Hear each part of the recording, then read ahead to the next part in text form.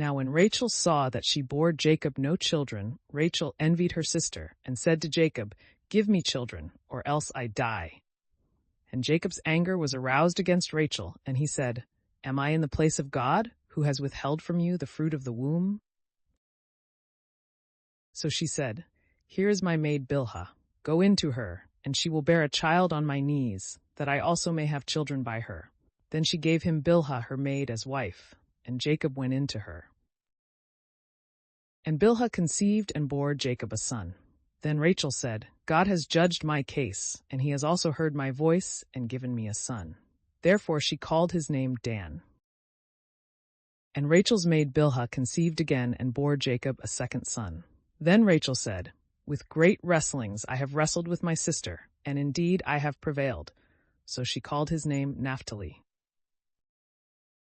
When Leah saw that she had stopped bearing, she took Zilpah her maid and gave her to Jacob as wife. And Leah's maid Zilpah bore Jacob a son. Then Leah said, "A troop comes." So she called his name Gad. And Leah's maid Zilpah bore Jacob a second son. Then Leah said, "I am happy, for the daughters will call me blessed." So she called his name Asher.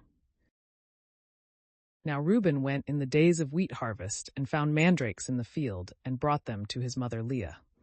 Then Rachel said to Leah, "Please give me some of your son's mandrakes." But she said to her, "Is it a small matter that you have taken away my husband?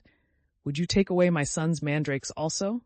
And Rachel said, "Therefore he will lie with you tonight for your son's mandrakes."